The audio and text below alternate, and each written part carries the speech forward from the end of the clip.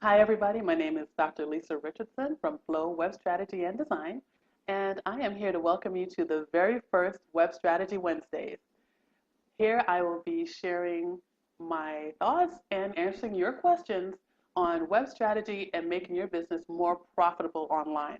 And that includes being powered by WordPress, and I'll be answering your structural questions as well. So let's get started. This week, our first question is, Dr. Lisa, I have all of this traffic coming to my website. Why aren't they buying anything? And there are a number of reasons that could be the case. The first thing you want to check is to go into your analytics and see if you are coming up for the right search terms. So you want to make sure that if you're selling cogs, you're coming up in searches for cogs and not widgets. The next thing, if you are coming up for the right search terms, is to find out what's happening when people come to your site. Are they coming to your landing page and getting confused? Are you deterring them from the action that you actually want them to take? The next thing that's what you need to do in the next step of your analytics analysis. You want to make sure that your landing page is directing your visitors to the action you want them to take. For example, if you're selling a book, the very first thing that people should see when they come to your site is your book. It should be mega highlighted on that page. If you want them to contact you, then you should make that the action item that they do. And that's your call to action. That's going to take up a place of prominence on your page. Okay?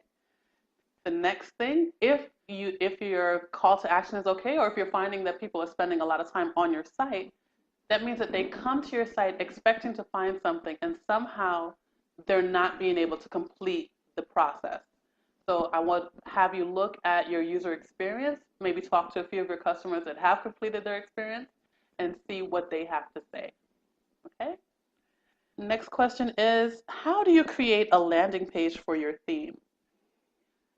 There are a number of ways to do that, especially if you want to create a squeeze page, let's say, to accomplish, again, a specific action, or to sell tickets to an event, something that doesn't require a whole new website, but you want to incorporate that into your existing domain.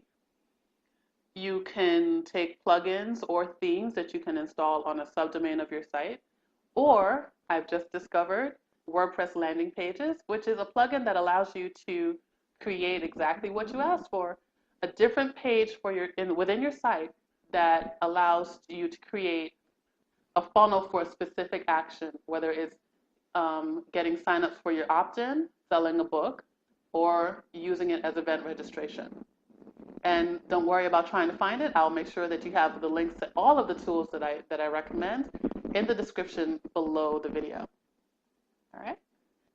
Next up is forums, and related question, how do I deter BuddyPress spam? Spam is everywhere. Well, first let me address the community question. The best option that I've found for creating a community with your WordPress site is BuddyPress. And BuddyPress, what it does is manage your site and create a social network, including an activity stream for your members, groups, discussion forums, and even the ability for your members to do business within each other. You can also monetize that with various additional plugins that allow you to, sell registrations to your site for subscription or have a paid e-course. There are lots of ways to incorporate BuddyPress into your site and accomplish your business goals as well.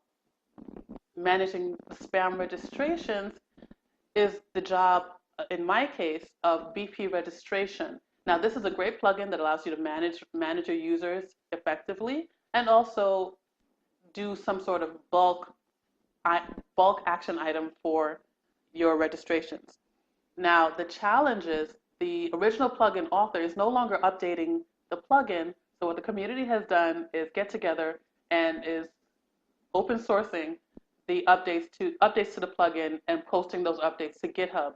Again, I will post the link to that information in the description. All right, and next up, I have a credit card question. Should I use Shopify, have a Shopify website, or install Shopify on my WordPress site?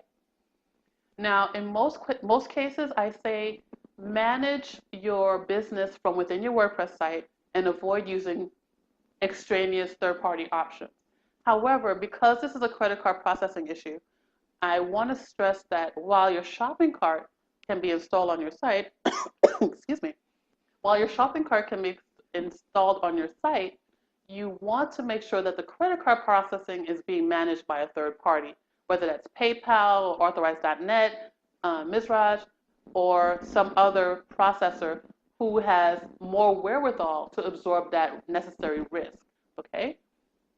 Because the PCDI regulations are very strict for managing customer data and protecting that data. And if you're at the do-it-yourself stage, you do not want to absorb that risk yourself. Those fines are very high, and you can destroy your entire business and your financial background through something that's not even going to be your fault. So by all means, install a shopping cart on your site if you wish, but make sure that the credit card processing is being managed by another party. Okay? And the last question for today is slider or no slider? This depends on your audience and the type of business that you're in.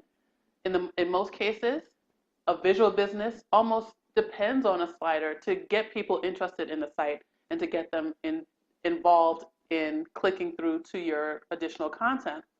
For example, I spoke at WordCamp this year, and we decided as designers that the slider is dead. And what I did after WordCamp was take it down, and I watched my bounce rate almost immediately jump 40% because I'm in a visual business. I'm a web designer, of course.